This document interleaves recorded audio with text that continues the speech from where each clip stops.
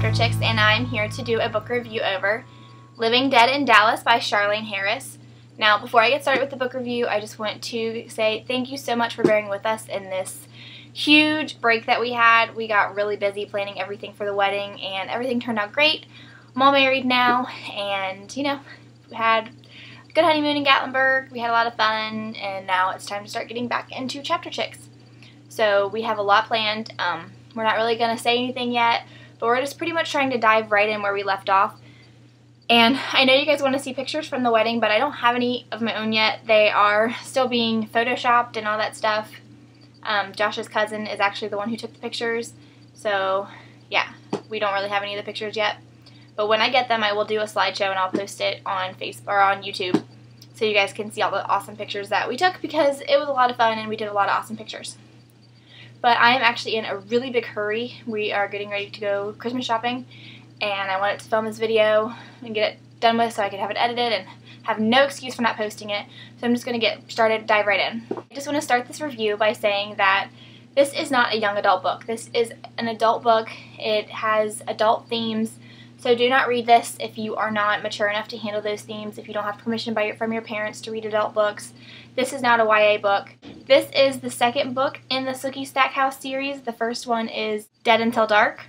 This series is what the show True Blood is based off of.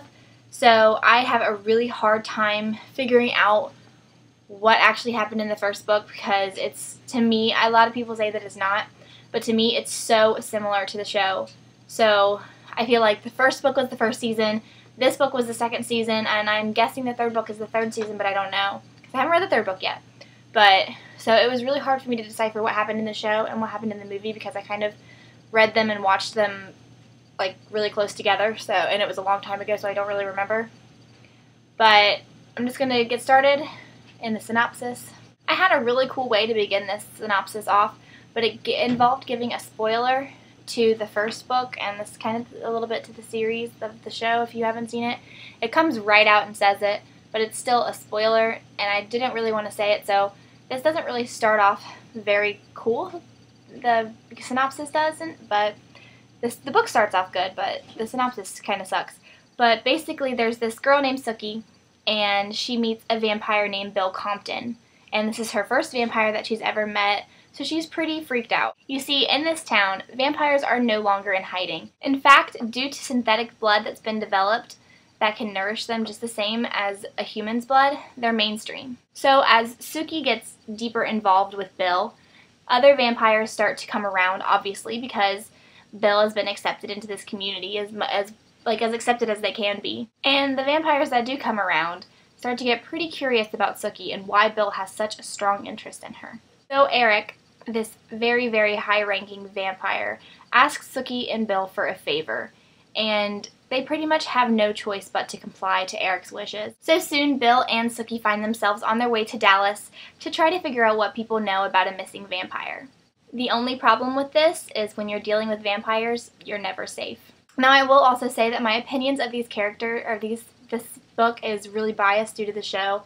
I actually really didn't like the first book very much, but I loved this one just because of, like, how much I love the show, because the characters really came to life for me in a way that they don't in a lot of books, because I watched the show season 2 and 3 before I read book 2. So let's talk about the characters a little bit.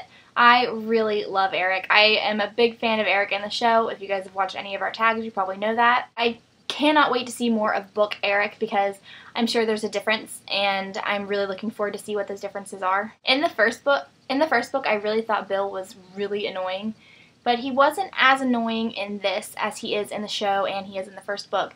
So that was really refreshing, because he's a main huge character, and Sookie, you know, has all that crazy stuff going on with him. So it's really nice that he's not so annoying in this book. I also really liked Sookie in this book. I felt like she was a really easy character to read their perspective, and I felt like she made a lot of good decisions, where in the show and in the first book I don't really feel like she does make good decisions all the time, so it was nice to see this side of Sookie. So now as far as this cover, I absolutely hate it, because it has that sticker on it, and I hate when they have the soon-to-be a TV show, soon-to-be a movie covers. You guys know all that. Let's talk about the plot a little bit. To me, like I said, this is very similar to season 2 of True Blood, so it was really difficult for me to watch because I had already watched season 2, so I already kind of knew a lot of what was happening, so it was really annoying in that retrospect. But I mean, it was still really good. It's just that I had already knew like a lot of what was going to happen and what was going to take place, so there was a lot less suspense for me as but there wouldn't be for someone who hadn't seen the show. Things moved a lot quicker in this book and got a lot faster paced and crazier than they were in the first book, but I still feel like it could have picked up a little bit. There were still some boring parts that I didn't really feel like reading, but it was still really good. It was an improvement as to the first book. The thing I really loved about the plot of this book was it kind of felt like there were 2 climaxes. There were like so far into it, it feels like you could be reading the end of the book, and then it's not the end of the book, and you have a whole nother climax. And so that was really nice and refreshing because you didn't have this whole build-up to this one big event like you do in a lot of books. And that gets really annoying because you're just waiting and waiting for this big event to happen. And in this one, there was a lot of big events, so you weren't always waiting for the end. As far as the ending of this book, I really liked it.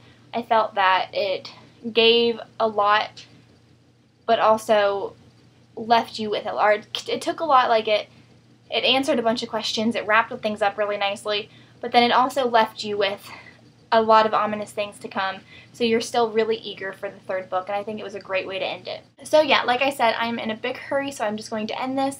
I will blab more in my next video, I'm sure. Thank you so much for watching. I'm Jessica with Chapter Chicks, and this chapter is for you.